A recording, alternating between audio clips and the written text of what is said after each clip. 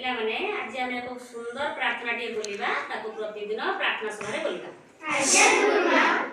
टिकी फूल मोते कर